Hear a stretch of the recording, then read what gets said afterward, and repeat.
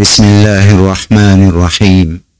Assalamualaikum warahmatullahi wabarakatuh.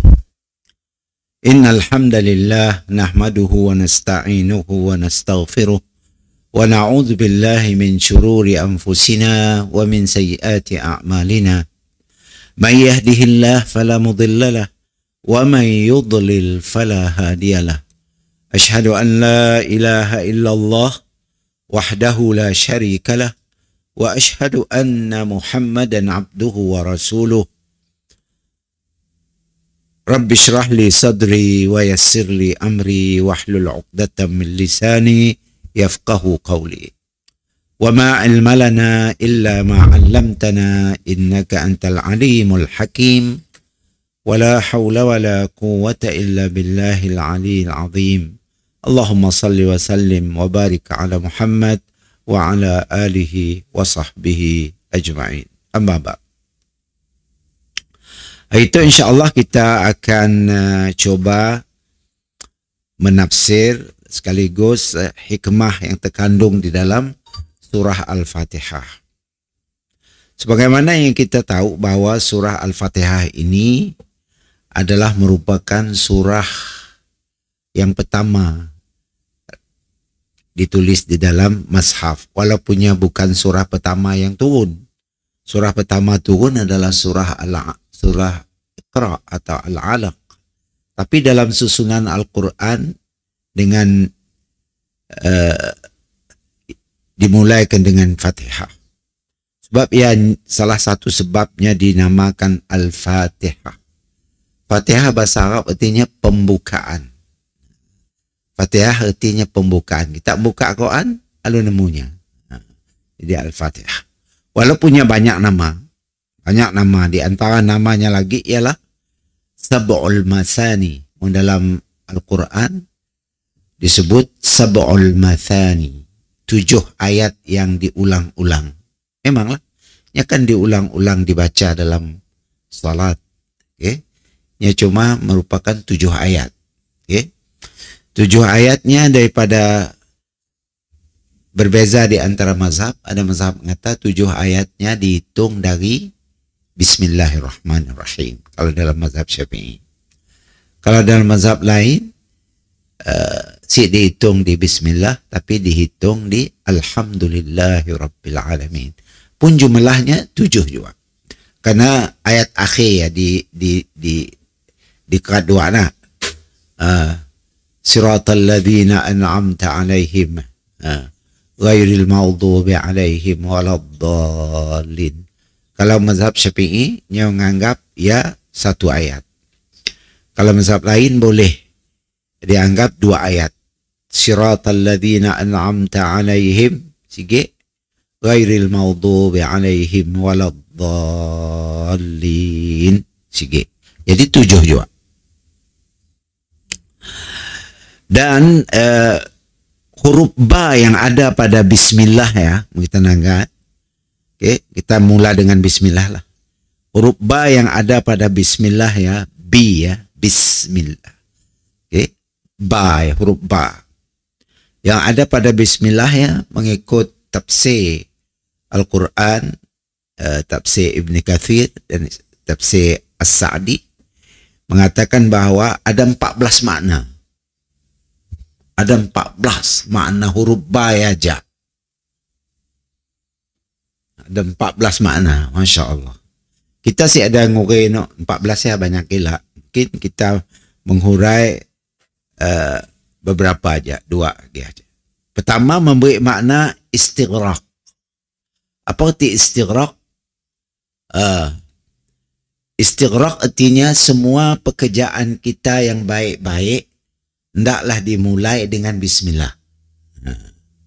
Ba ya, dengan. Ba kan bermakna dengan.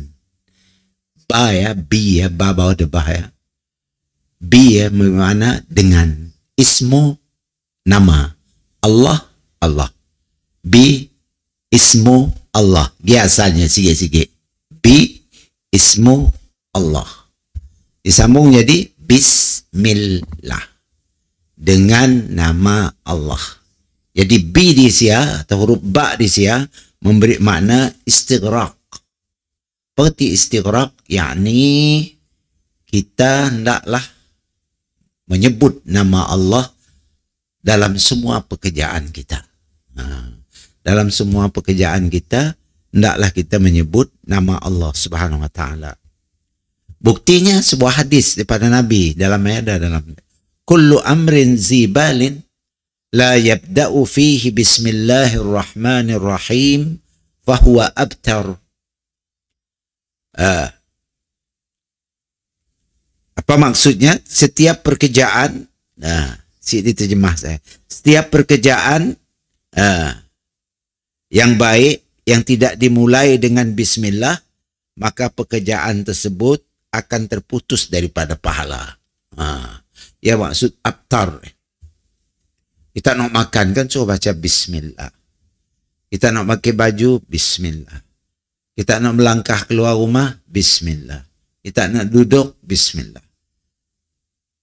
Ya, dianjurkan supaya membaca bismillah. Kalau kita sih baca bismillah, kata Nabi, fahuwa abtar. Apa abtar ya? Abtar yang maksudnya lah putus pahala. Saya ada pahala kerja kita ya. Karena si nyebut nama Allah.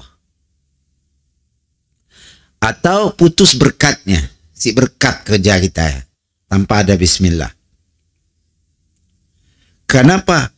Karena bismillah ya mendapat keredaan daripada Allah sentiasa dan merasa diri kita sentiasa diawasi oleh Allah. Kita merasa diri kita tu sentiasa diawasi oleh Allah. Setiap kali kita nak makan, bismillah. Setiap kali kita nak melangkah, bismillah. Setiap kali masuk rumah, bismillah. Jadi semua bismillah. Kalau si baca bismillah, Nabi mada fahuwa abtar. Apa arti abtar? Abtar artinya putus, tiada pahala kerja kita ya. Atau ada yang memberi makna putus keberkatan kerja kita ya, si berkat. Karena apa? Karena dengan baca bismillah ya, kita merasa diri kita sentiasa diawasi oleh Allah Subhanahu wa taala. Sentiasa diawasi oleh Allah Subhanahu wa taala. Baik. Kemudian kita lihat perkataan Allah saja. Bina ba. Bismillah. Perkataan Allah saja. Perkataan Allah ya adalah nama Tuhan lah, kita tahu. Nama Tuhan pencipta alam semesta itu. Dengan kita menyebut nama Allah tadi di setiap pekerjaan kita, maka semua pekerjaan dan amal saleh kita ada pahala. Semua jadi ada pahala. Kita bersedekah dengan orang, bismillah. Ambil. Kita nak ambil hadiah dengan orang, bismillah. Ambil. Kita nak ambil orang air mineral, bismillah. Dapat pahala kerja kita. Kena bersaksikan nama Allah Subhanahu wa ta'ala dalam semua pekerjaan kita. Tapi ada syarat lagi. Hendaklah kerja amal kita ya tadi mengikut tata cara yang diajar oleh Nabi. Apa kata Nabi? Mau nak makan, makan dengan tangan kanan. Mau makan kerek, fahuwa abtar. Saya ada pahala kau makan. Terputus berkatnya. Nak keluar rumah, langkah kaki kiri. Nak masuk rumah balik, langkah kaki kanan. Baca bismillah. Siapa nak ambil salam pun boleh juga. Tapi Nabi juga baca bismillah. Kenapa bila kita masuk kau macam tu, kita ni cara rumah kami tu, saya ada orang di rumah, ada Habibi mula kerja kuliah. Kelak saya pulang. Kan setan ngikut saya pulang. Setan nak dari si bahagia tu ngikut pulang. Sampai ke tangga, kita buka pintu, kunci. Saya turun masuk. Si baca bismillah. Makanya masuk sama. Ingat tu yang masuk sama. Mau kita baca bismillah atau bismillahirrahmanirrahim, makanya tinggal di luar. Yang siapa masuk, yang tinggal di luar. Cuma kita takut kita tak masuk baca bismillah. Anak kita masuk sih baca, hanya ikut anak kita lah. Makanya semua orang rumah nak masuk perlu baca bismillah. Barulah nya siapa masuk. Misalnya guna tangan kanan makan. Ngambil makanan pakai kerek boleh, beri dengan tangan kanan, suap pakai tangan kanan. Ngauk sayur ke apa lempah, pakai kerek, pakai sudut. Kah dalam tapak kita makan pakai kanan. Jadi kerek tu cuma untuk membantu saja. Okay? Membantu saja. Macam kita nak ambil kok buku tu, kan jauh buku tu. Berat nak ambil pakai. Maka kita nak ambil ke kanan tu jauh sikit. Kita pun ambil kerek, beri dengan kanan. Macam ni. Ambil kerek, beri dengan kanan. Kanannya benda mulia, sepatutnya tak pakai kanan ambil. Semua benda mulia, benda yang dihormati, disuruh Nabi nyuruh kita ngambil dengan tangan kanan. Macam hadis di atas tadi. Kullu amrin zibalin la yabda'u fihi bismillahirrahmanirrahim fahuwa abtar. Abtar tadi kita dah tahu apa maknanya. Baik, seperti makan, minum, demi untuk mendapat redha Allah Subhanahu Wa Taala dan berkat, supaya tubuh badan kita sehat, makan makanan apabila kita baca bismillah. Berkat makanan yang kita makan. Isi mau rusak badan kita. Dengan kita yakinlah bismillah. Semuanya akan dapat berkat dan pahala. Hebat. Karena ada nama Allah saya, bismillah, dengan nama Allah. Kemudian dalam Al-Imam Syafi'i dalam sebuah hadis, "Idza qara'tum alhamdulillahi rabbil alamin, faqara'a bismillahirrahmanirrahim. Innaha ummul Qur'an wa ummul kitab wa sab'ul masani wa bismillahirrahmanirrahim ahadu ayatuha." Tu fatwa Imam Syafi'i. Apa kata Imam Syafi'i? Apabila kamu membaca Alhamdulillahirabbil alamin, Fatihah, maka hendaklah membaca bismillah sebelum Fatihah ya. Sebelum baca Alhamdulillahirabbil alamin. Kena innaha ummul Qur'an. Kerana nya merupakan ibu Al-Quran. Wa ummul kitab, dan ibu kitab. Wa sab'ul masani, dan 7 ayat yang diulang-ulang dalam salat. Dan bismillahirrahmanirrahim, kata Syafi'i, ahadu ayatuha, salah satu ayatnya, ayat Fatihah. Sebab ya kita nanggap orang negara-negara yang bermazhab Syafi'i, walau di mana, dia akan baca bismillah dengan nyering. Kenapa fatwa Imam Syafi'i itu? Karena Imam Syafi'i menganggap bismillah ya salah satu ayat daripada surah Al-Fatihah.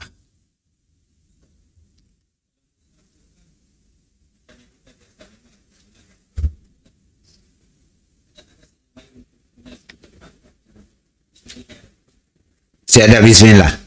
Surah Bara'ah.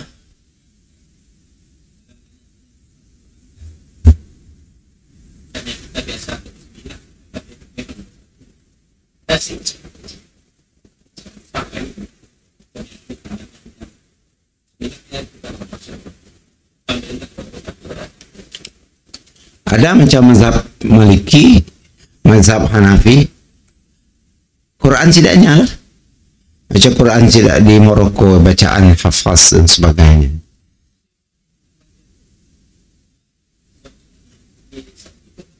Sama. Baca, tapi perlahan. Ngisi nyerin. Baca. Imam Masjid Haram, baca imam, baca bismillah. Pinya kecil ya soal.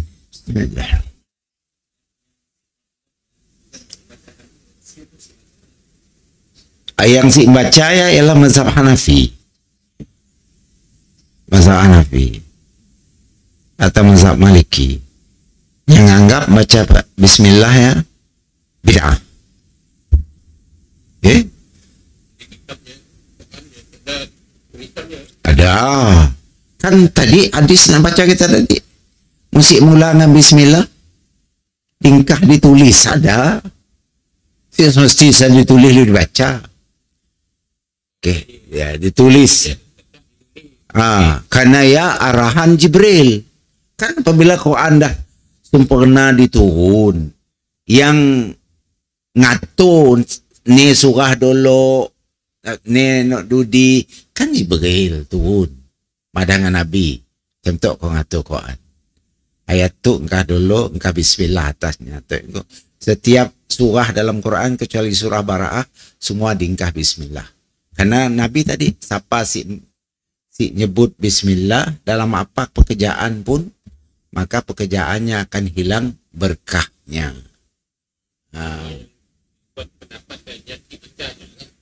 Nyasik baca, masa baca Fatihah aja. Masa Fatihah aja. Okay. Ketika dalam salat. Tapi semua mazhab tiga-tiga yang nyuruh baca. Tapi bezanya dalam mazhab Syafi'i nyerin. Mazhab lain perlahan. Baca juga. Kecuali mazhab Maliki mesti silap saya ada baca. Artinya mohon sik baca bismillah dalam Fatihah, salatnya sah. Karena perbuatan Nabi ada riwayat beberapa hadis pernah ngata Nabi baca bismillah, ada pernah mendengar Nabi sik baca. Jadi Nabi melakukan dua-dua benda sekali. Sekalinya pernah baca, sekalinya pernah baca. Maka diambil isi dalam mazhab tadi, ya, mazhab tu ngikut Nabi baca, diambil ya hadis ya. Mazhab tu kata Nabi sik baca, ambilnya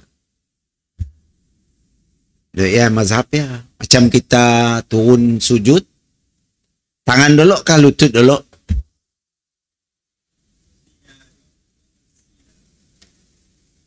Dua pelakuan yang dilakukan oleh Nabi lah.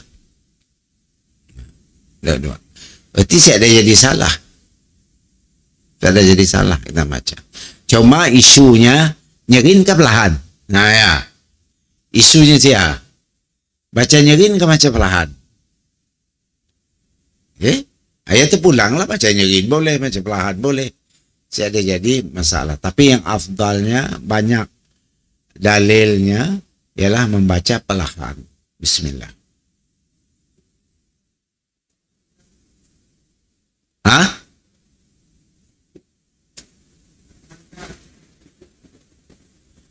Kamu sujud, Nabi mula dua-dua gigi. Nabi masanya gigi muda, dia turun sujud, makai lutut. Apabila dia dah mula tua, kan kita orang tua anak kan, no lutut dulu kan sakit. Makanya mendahului tangan. Okay? Mendahului tangan. Jadi dua-dua boleh lah. Kita nak dulu lutut, boleh. Kena hadisnya hadis sahih juga. Kita nak mendahului tangan pun boleh. Karena ada hadis juga. Dua-dua ada hadis. Dan sahih dua-dua hadisnya. Baik. Kemudian kita lihat lagi. Ibnu Abbas pernah salat di belakang Nabi. Beliau berkata, kana Rasulullah SAW yaftatihu bis-salah bi bismillahirrahmanirrahim. Itu hadisnya. Ibnu Abbas madah, aku pernah semayang belakang Nabi. Aku dengar Nabi baca bismillahirrahmanirrahim. Sebelum surah Fatihah. Ibnu Abbas, pupu Nabi pun. Yang pernah dengar. Cuma nyesik madah, baca nyerin ke perlahan. Bismillahirrahmanirrahim. Alhamdulillahi Rabbil Alamin. Tapi yang dengar desiran bunyi bacaan bismillah Nabi tadi. Memberi makna bahawa Nabi pernah melakukannya. Okay? Nabi pernah melakukan perkara tersebut.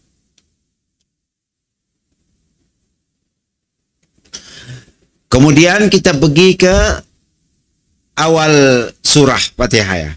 Alhamdulillahi Rabbil Alamin.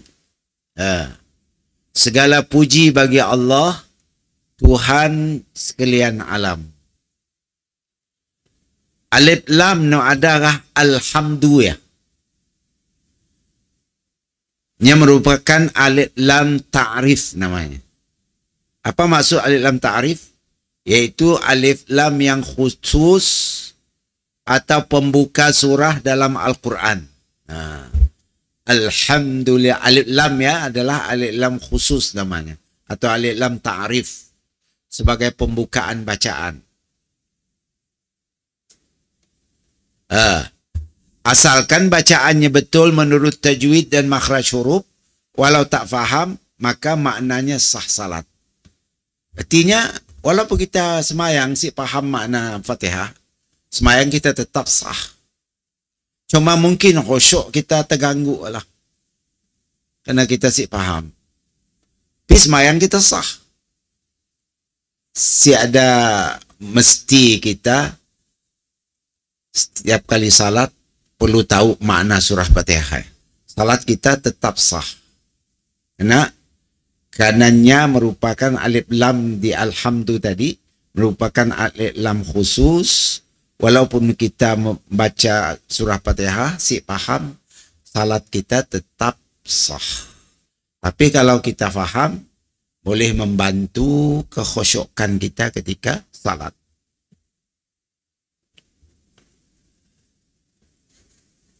Cuma pelik lah kita komunikasi dengan Allah tanpa memahami ayat yang pakai kita communicate. Nah, macam kita berkelakar dengan orang isi paham bahasa kita. Maka lebih baik kita tahu lah maknanya. Tapi di segi sah, sah semayang, sah walaupun kita si tahu makna. Okay? Sah tetap sah. Asalkan Fatihah kita dibaca betul, maka sah semayang kita. Afdal kasih afdal, kurang afdal lah. Kena kita jadi bercakap dengan Allah tanpa memahami bahasa yang kita guna dalam surah Al-Fatihah tadi kepada Allah Subhanahu Wa Taala. Ya ajalah. Dan khusyuk kita mungkin kurang karena kita sih paham nak dibaca kita. Tapi di segi sah kasih sah, semayang tetap sah. Walaupun kita sih paham surah Al-Fatihah. Macam ya. Tiada alasan lah. Kami sih paham surah Al-Fatihah. Malah semayang kena sih sah. Siapa madah? Sah semayang. Walaupun kita sih paham surah Al-Fatihah. Dan Allah mengajar kita supaya mengucap Alhamdulillah sebagai rasa syukur. Terima kasih. Khas untuk Allah. Orang muji kita. Apa jawab kita? Alhamdulillah. Pujian untuk kita kah? Bukan. Untuk? Pengerti Alhamdulillah? Segala puji untuk Allah. Sebenarnya yang patut dipuji bukan kita. Katalah kita berjaya. Bukan kita yang patut dipuji. Siapa di belakang kita yang membuat kita berjaya? Allah. Maka kita nyebut Alhamdulillah.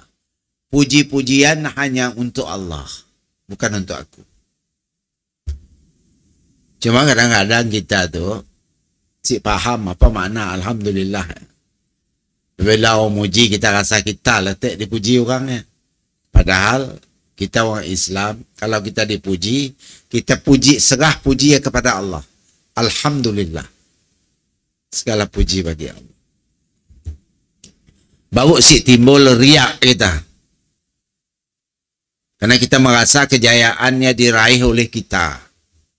Tanpa ada dokongan daripada Allah. Padahal di belakang kejayaan kita ya, sebenarnya adalah adanya Allah yang membantu kita. Maka kita puji Allah Subhanahu Wa Taala. Dan merupakan sebagai rasa syukur, terima kasih kepada Allah Ta'ala. Perkataan Alhamdulillah. Terima kasih Allah kau beri aku kejayaan. Semuanya dengan izin Allah Subhanahu Wa Taala. Dan alif lam di kalimah alhamdu menunjukkan khusus makrifah untuk Allah dan istighraq dapat nikmat, ucapan syukur. Semuanya dari Allah, manusia cuma berusaha. Jadi ada alif lam di alhamdulillah memberi makna istighraq juga. Seperti istighraq, kita bersyukur karena berjaya dalam sesuatu yang kita polah, ia berkat izin Allah, bukan kita 100%. Kejayaan kita bukan kita 100% yang membuat kita berjaya. Yang membuat kita berjaya sebenarnya Allah Subhanahu wa taala dengan izin Allah taala.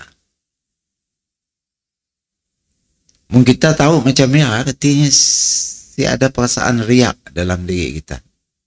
Karena semua kembali ke Allah, kembali ke Allah. Besok kita mana semua, kita berjaya, best, alhamdulillah. Mau Arabnya tunjuknya di atas, alhamdulillah. Segala puji bagi Allah. Mau Arab kita mujinya mestinya tunjuk atas. Kita orang Melayu menyebut alhamdulillah. Alhamdulillah, siapa dulu? Aku nak pandai. Jadinya muji dirinya.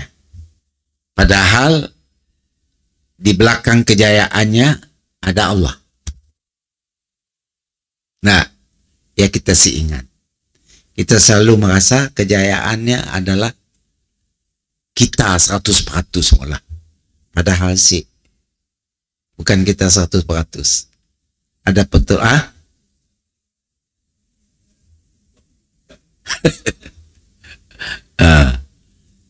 lupa dengan Tuhan. Ada perempuan di belakangnya aja. Ya, style orang putih. Orang putih, ya kata-kata kan kata-kata daripada negeri barat. Di sebalik kejayaan lelaki adalah perempuan di belakangnya. Ya kata-kata orang putih. Tapi masyarakat kita dijadinya dalil benda ya. Si maunya jadi Qurannya. Di balik kejayaan kita ada Allah yang mengizinkan kejayaan. Ini ada orang nyebut. Orang lebih terpengaruh dengan nak kedaya. Macam nak keluar pintu, keluar apa berjalan kan, lady first kata kita. Islamnya ada lady first, lelaki first. Tuan belakang dudi. Karena kita takut nangga auratnya. Kakinya melangkah, kita di belakangnya nangga. Badannya apa semua. Ya kan boleh membawa kepada dosa dan sebagainya. Maka lady first ya sih sesuai dengan Islam. Sepatutnya orang laki dulu. Mungkin kita sih mau nak nyuruh lady first, kita duduk dulu situ macam Nabi habis salat. Yang biar orang puan keluarnya duduk dulu tempat sembahyang tu, si angkat. Suruhnya orang puan duduk keluar. Bukan sama berjalan macamnya, bukan. Ayah disalah paham oleh kita kadang-kadang nak kata lady first saja. Baik, kemudian kita lihat lagi contohnya tadi. Syukur, terima kasih, ungkapan rasa terima kasih dan bahagia atas nikmat yang diperolehi dengan cara menggunakan nikmat itu sesuai dengan ketentuan yang ditetap oleh Allah. Ya mesti. Apabila kita dah baca alhamdulillah, kita mendapat nikmat daripada Allah, hendaklah kita menggunakan nikmat yang Allah beri ya sesuai dengan nak dimau Allah. Faham tak? Sesuai. Mudah apa guna tak baca nyebut alhamdulillah? Sekarang kita mencuri nyebut alhamdulillah. Oh, aku dapat mencuri duit orang yatim, alhamdulillah. Boleh tak? Boleh. Aku kat nampaknya yatim, alhamdulillah, syukur. Boleh tak? Sesuai. Sebab apabila kita nyebut alhamdulillah, mestilah pekerjaan kita ya, apapun pekerjaan duniawi kah, akhirat kah, pekerjaan kita ya, mesti sesuai dengan yang diperintah oleh Allah. Bawa kita boleh makai alhamdulillah. Kalau si sesuai, si boleh. Tak minum arak nonton bum bum bum bum bum bum bum bum. Alhamdulillah. Ini Nudin. Sesuai. Si sesuai. Alhamdulillah si sesuai dengan hadisnya. Karena kau tengah melakukan maksiat. Baik. Contohnya, gunakan sesuai dengan fungsi yang dibenar oleh Allah. Ya. Perkara dan kerja haram jangan diucapkan alhamdulillah. Ada di sini. Perkara, pajak perkara atau pekerjaan yang haram, main judi, misalnya. Kayak menang, alhamdulillah, weh, aku menang judi ya gitu. Boleh. Okey. Tapi ada insya-Allah aku akan menang, kan? Wahal judi. Jangan nyebut nama Allah. Kau mula maksiat, jangan nyebut nama Allah.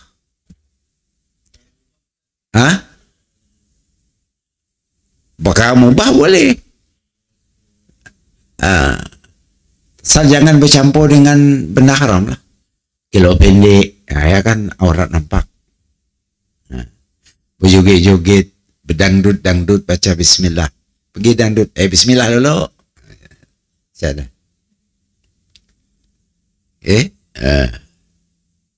kita yakin pekerjaan kita ya menepati kehendak Allah. Bukan haram, bukan maksiat, bukan benda bertentangan dengan perintah. Maka baca, sebut alhamdulillah. Kita mengaku bahawa kita kepunyaan Allah. Ya, salah satunya. Karena Rabb di sini, Rabbil Alamin, perkataan Rabb ya, adalah kalimah khusus untuk Allah. Okey. Apa erti Rabb ya? Rabb ertinya pemilik, pencipta, pentadbir, penguasa alam semesta. Ya erti.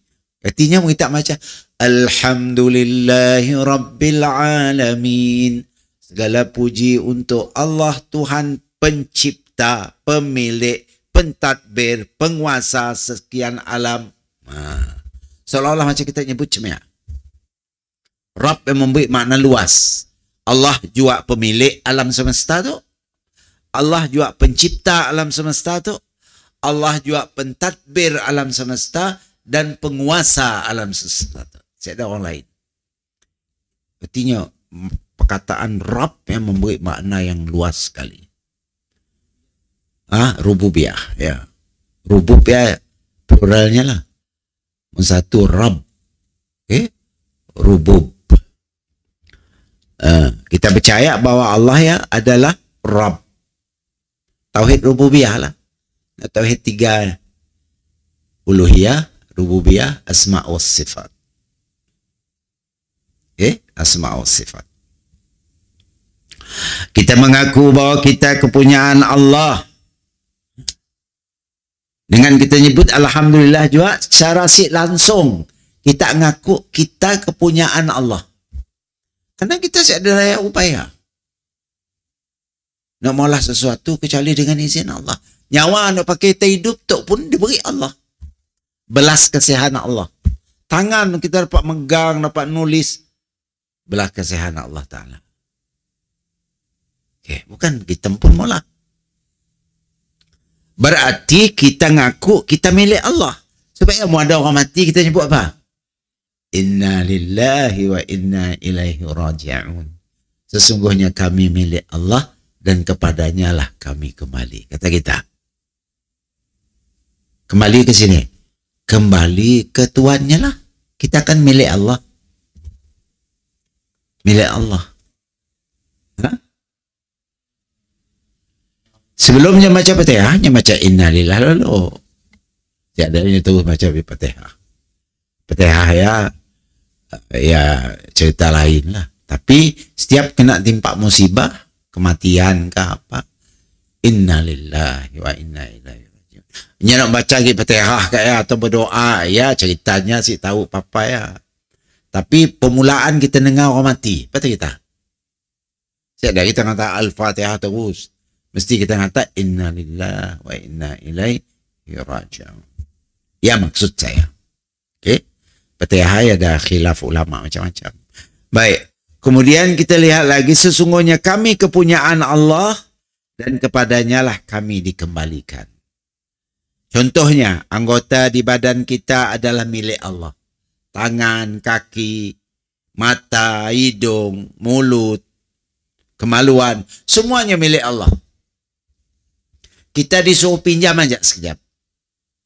60 kita mati, 60 tahun kita dia boleh pinjam. Sebab ya apabila kita salah guna tangan, dosa. Kena tangan tu bukan kita ampun.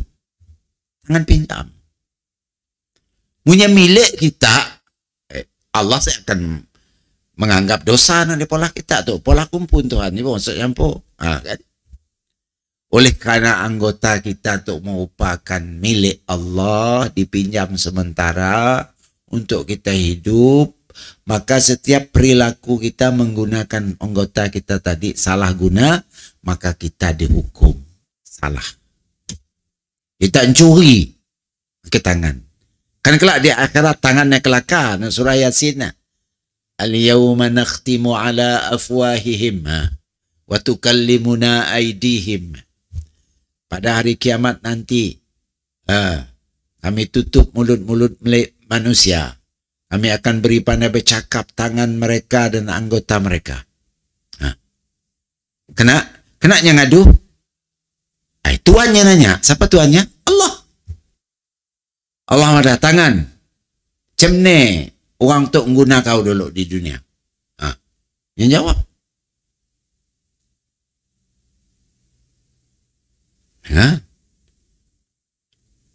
Dalam surah Yasin dan surah lain cerita. Sampai kulit kita tu kelakar. Wa qala li juludihim. 5. Kita kelak protes. Kulit, apa hal kau ngadu dengan Tuhan? Tuhan nanya aku. Di dunia dulu bisuk kau si bunyi apa? Napa berbolah kita anggota diam je di dunia tu nak. Ini ada protes. Tapi di akhirat akan nyusir semua perilaku jahit yang kita boleh. Dan mulut disil. Dapat laka. Karena mulut punya buka pula. Banyak pula. Maka suruh anggota yang berkaka. Ya Allah. Anggota di badan kita adalah milik Allah, maka Allah marah kalau digunakan sembarangan ke arah menderhakai Allah Subhanahu wa taala dalam surah Ibrahim, la in syakartum la azidannakum wa la in kafartum inna azabi lasyadid. Kan terang. Jika kamu bersyukur nikmatku, tangan kan nikmat, mata kan nikmat, dapat kenangga, hidung kan nikmat, dapat cium bau wangi, bau macam-macam. Gigi kan nikmat, dapat gigit. Pagi. Rambut kan nikmat, semua nikmat Allah beri. Mungkin kita orang syukur dengan nikmat yang kau beri, termasuk anggota tak orang, kata Allah, aku akan tambah nikmatku. La azidannakum. Tapi mau kau salah pakai, la in kafartum. Kalau kau salah pakai kau malah maksiat tangan kau. Kemeluan kau kira kau malah maksiat. Kau salah pakai, inna azabi lasyadid. Sesungguhnya azabku terlalu pedih. Kena engkau kelak di akhirat. Mau kasih tobatlah. Karena salah guna nikmat itu tadi paham ni? Dawi macam ni juga. Tafsir Azhar juga. Surah Fatihah. Baik. Kemudian bahwa Allah Subhanahu wa taala kasih kepada kita, sayang kepada kita. Ini buktinya Ar-Rahman. Alhamdulillahi Rabbil Alamin. Ar-Rahman. Berarti Ar-Rahman. Pengasih. Allah pengasih pada semua makhluknya. Kafir kah, Islam kah, munafik kah, jin kah, iblis kah, binatang kah, semua Allah beri rezeki. Orang kafir kadang kaya pada kita. Karena Allah bersifat Ar-Rahman. Maha pengasih umum, semua diberinya. Nyetut nyembah tepekong pun beri juga. beri duit, beri apa, kerja jadi kaya. Karena Allah bersifat Ar-Rahman. Jadi orang Islam baik dengan semua. Jadi pelajaran yang dapat kita ambil daripada siapa? Supaya kita baik dengan semua makhluk Allah. Ikut cara Allah. Sepatutnya Allah, orang kafir si beri rezeki biarnya keperluan. Allah beri. Allah beri nikmat. Ia secara langsung sifat Ar-Rahman Allah ya ngajar kita untuk supaya berbaik dengan semua makhluk Allah. Sama ada ya orang kafir, orang Islam, apa aja. Termasuk binatang, kita disuruh berbuat baik kepada mereka. Kecuali yang ngangguk kita lah. Menyesik ngangguk maksudnya. Ia pengajaran daripada Ar-Rahman. Kita baik dengan orang tua, dengan kanak-kanak, lebih lagi keluarga kita sendiri. Sekiranya mereka melakukan dan bercakap yang mengandungi dosa, maka kita lari. Kita rasa kita nganuknya kelak, nya akan balas kita. Maka apa kata Nabi? Kata Allah dalam surah An-Nisa, fala taq'udu ma'ahum hatta yakhudu fi hadisin ghairi. Misalnya, kita dengan kawan-kawan kita beloya. Beloya ngumpat orang. Nganuknya tuk, nganuknya ya. Macam kita orang yang taat, apa patut kita pola? Tanpa orang ya. Allah ngajak kita, fala taq'udu ma'ahum. Jangan kamu duduk atau bergaul dengan mereka. Angkat. Pulang, tak maaf, saya pulang. Assalamualaikum. Pulang. Okey? Karena mungkin kita melarang dan akan jawab, akhirnya jadi kelahi.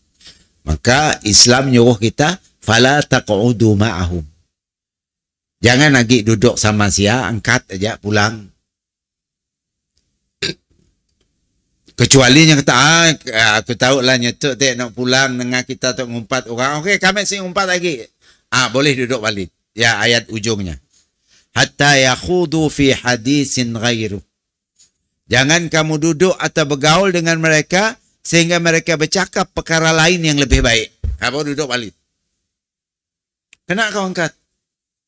Ni kita orang ngumpat orang aja kerja. Nganuk oyang, nganuk onun. Jadi aku takut terpalit dosa sama, aku nak angkat pulang. Okey, kami si bawa lagi kelakar ya. Kita kelakar benar-benar bagus. Duduk balik. Boleh. Itu akhlak yang diajar oleh Allah Subhanahu Wa Taala kepada kita. Dengan sifat Ar-Rahman tadi.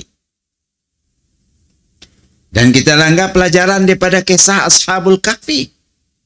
Daripada sifat Rahman Allah Ta'ala tadi. Coba kita lihat.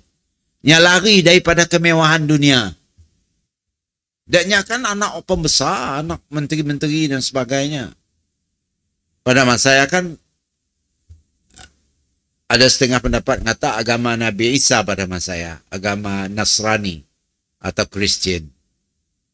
Islam Nabi Muhammad kan belum ada.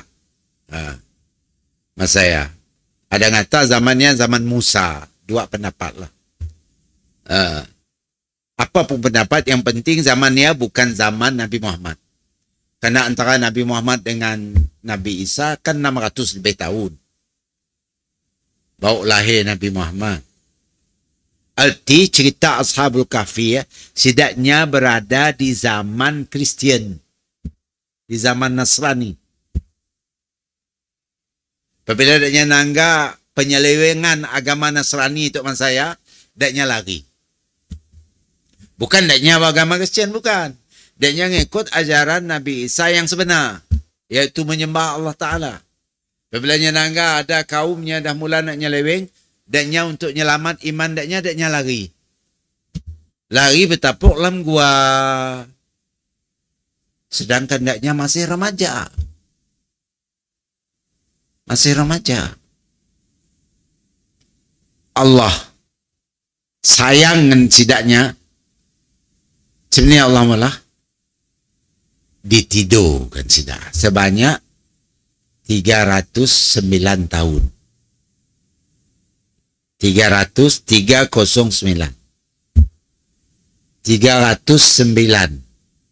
tahun tidur. Sik makan, sik minum, tidur aja lah. Siapa dapat nido macam ya? Mun bukan Allah.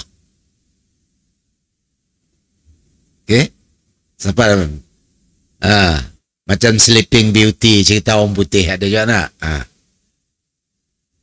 Okay. Siapa dapat nidonya? Ashabul Kahfi itu tadi. Kalau bukan Allah.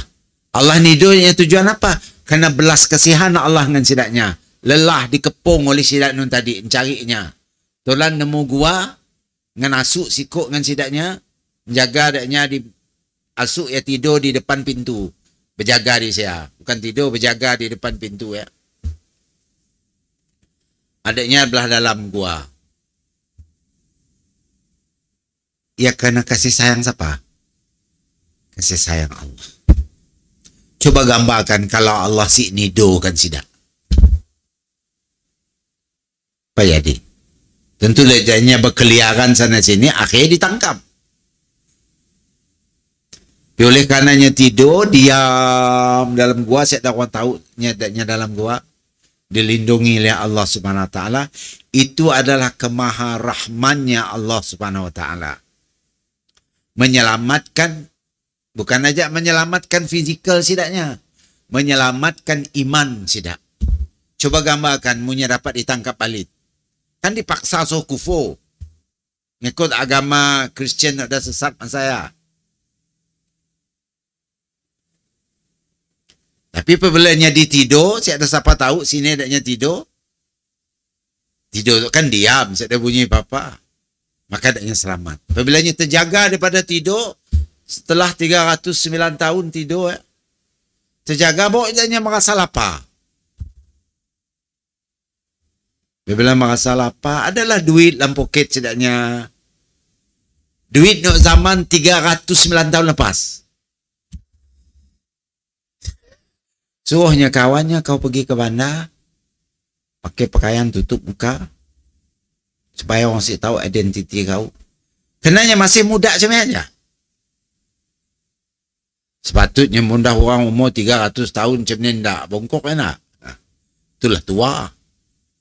Tapi kemaha hebat Allah Ta'ala. Baik kita si pelik, kita di akhirat lah si pandai tua. Bukti di dunia tu nak tidur Ashabul Kahfi pun si tua. Tak fikir 300 tahun tidur si tua. Pergi ke bandar nak beli, bila nak bayar dikeluarnya duit, orang heran enggak. Ni orang pakai duit tu. Duitnya tahun 300 tahun lepas tu. Oh, jangan-jangan tu nak ada cerita orang zamannya yang lari ke gua, yang terangkap di kepung. Nya pun balik, alhamdulillah diselamat Allah Ta'ala. Nya balik masuk lagi ke dalam gua, si sempat makan, tidur balik sampai mati. Dimatikan oleh Allah SWT. Kena Allah mulanya macam ya? Kasih sayang Allah Ta'ala. Mun Allah si nyelamatkan, apa jadi tidak? Dengan sifat Ar-Rahman Allah Ta'ala tadi lah, sidaknya selamat. Cara Allah menyelamat sidak. Baik. Contoh yang lagi kita langgar orang kufur, ya tadi orang makus. Ashabul Kahfi. Ada contoh personality kufur. Qarun, Fir'aun, Haman, dan sebagainya. Kena mereka merasa nikmat adalah usahanya semata-mata, bukan kurniaan Allah. Macam Fir'aun yang anggap dirinya Tuhan. Semua pekerjaannya saya dah kena mengenal dengan Tuhan yang ada. Karena aku pun untuk Tuhan. Wah, Firaun. Muka Tuhan itu kau dapat selamat daripada tenggelam di Laut Merah. Artinya kau manusia. Muka Tuhan itu kau tahu bahawa laut itu belah adalah jebakan. Apa orang bahasa kita jebakannya? Pakai ngumpan-ngumpan aja. Kelak kan daknya dah masuk di laut itu, selaut itu tutup. Kau mati je dak. Artinya kau bukan Tuhan. Tapi kau ngaku diri kau Tuhan. Bahawa semua kejayaan kau anggap adalah dari kau pun. Tiada kena mengenakan Tuhan. Sebab ialah kita orang beriman tu seoleh. Apabila kita berjaya dalam satu-satu perkara, pekerjaan kita, orang muji kita segala macam, jangan lupa sebut nama Allah.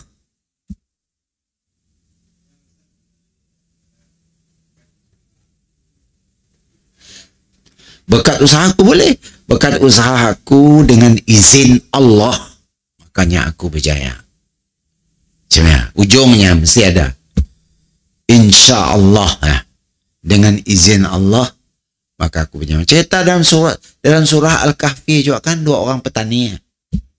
Tak? Dua orang petani. Kebunnya kemain dia masak hebat, dia ada buah-buah semua. Esok aku mbak kau dah pergi ke kebun aku pergi mari pergi kebun aku ya Allah, nak habis masak, nunggu nak dipetik je lagi. Tiada siapa dapat memusnahkan kebun aku nak bereka-reka.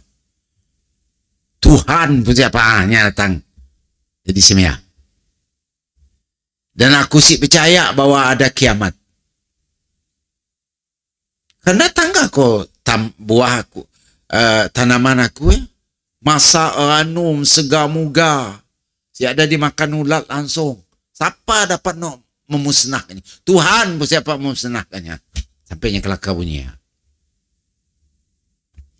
Tapi malangnya apabila pagi esok, jangan mbak kawannya tak nak nunjukkan kawannya tanamannya tak hebat. Pagi esok datang, diam-diam terus berjalan, takut dia dengar oleh orang miskin. Kelak gagu dia ikut belakang kita minta nak dak buah-buahan aku ya kelak. Dak miskin tu. Tangga tak niatnya jahit. Sikitnya si ngaku benda ya daya Allah. Yang mana daripada usahanya 1%. Kedua lokek senyap-senyap jalan pergi ke kebunnya takut ditahu oleh orang miskin. Awal pagi kan. Apabila tampil di sia, sesat raya tu dua tu nak. Ndam je raya tu ni kebun kau. Salah. Ni dah kebun aku hitam legam ke tu. Habis hangus. Hitam. Saya ada tinggal sisa bang sikit. Lalu kawannya madayalah kau. Sepatutnya kau apabila masuk ke kebun kau kan dalam Quran. Apa sebut? Masya Allah. Ayat kita ambil contoh pengajaran.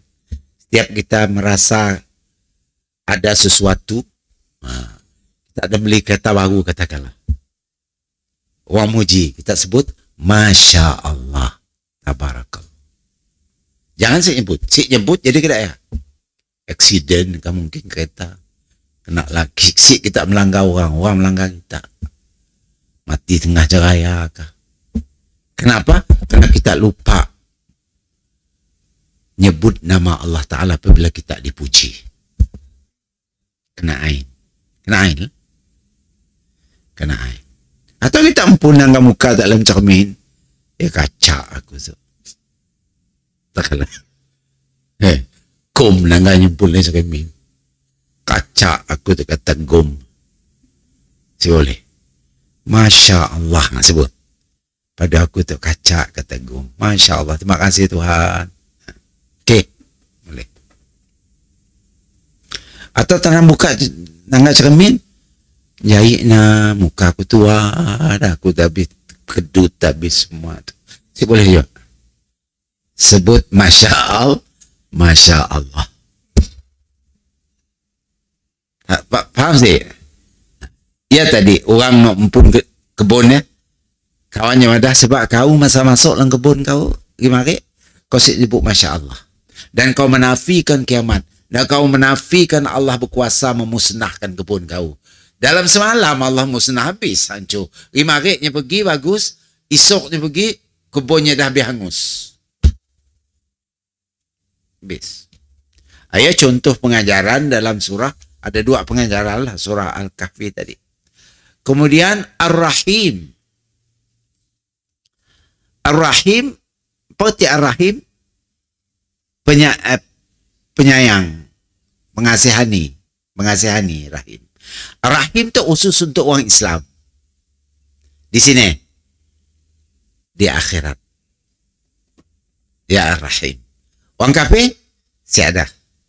Allah si kesian adanya di akhirat. Karena adanya kafir. Tapi di dunia tadi, dengan sifat Rahman Allah, Allah beri semua. Orang kafir pun kaya, orang kafir pun sehat, orang munafik pun kaya-kaya, orang sombong pun kaya-kaya, orang ikut iblis pun kaya-kaya. Karena dengan sifat Rahman. Tapi kalau Ar-Rahim, sifat Allah juga Rahim ya. Maha pengasih, maha penyayang. Khusus untuk orang beriman di akhirat kelak. Dengan sifat Rahim Allah Ta'ala, maka kita akan selamat daripada api neraka. Diberi syafaat, diberi pertolongan, keampunan oleh Allah Subhanahu Wa Ta'ala. Diberi nikmat syurga, nikmat yang begitu banyak, ke makan, ke minum, siap habis. Ya sifat Rahim Allah Ta'ala. Orang kafir dalam neraka. Allah sebutnya Rahim. Cukup dah Rahman di dunia aja. Cukup. Akhirat saya lagi.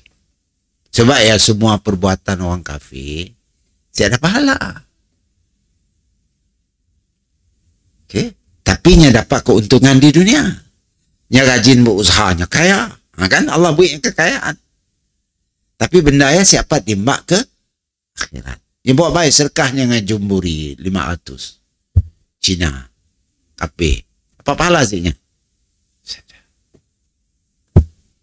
Orang kafir si dapat disangkut pahala.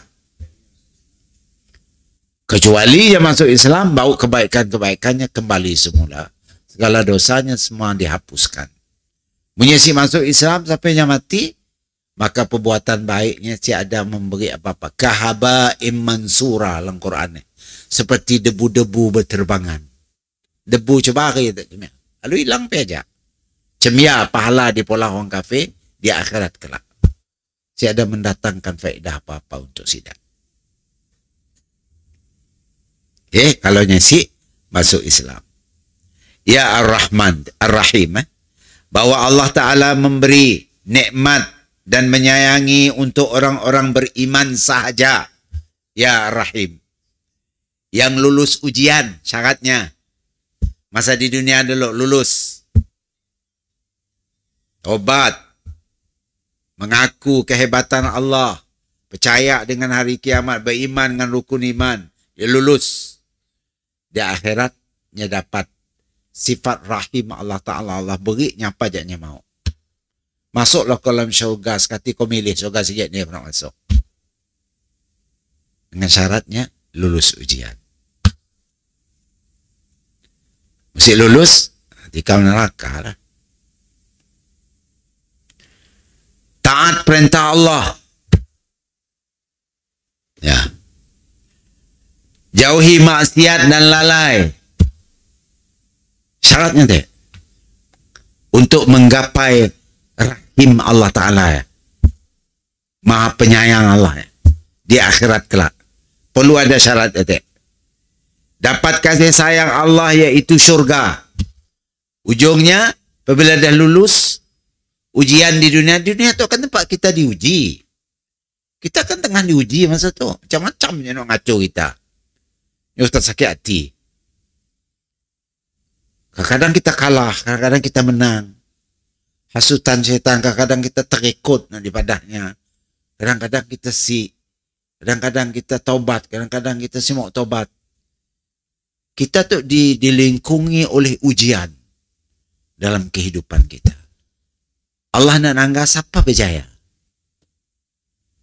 Berjaya, kau akan selamat di akhirat. Tapi berapa kami orang si berjaya. Ada jadi murtad Islam. Hanya si tahan ujian. Apa jadi Islam banyak gelap. Macam-macam yang nimpak aku. Bagus ku murtad je. Yang murtad habis. Habisnya di akhirat kelak. Okay? Ya. Hasilnya dunia dan akhirat jadi seimbang seperti doa ini tadi.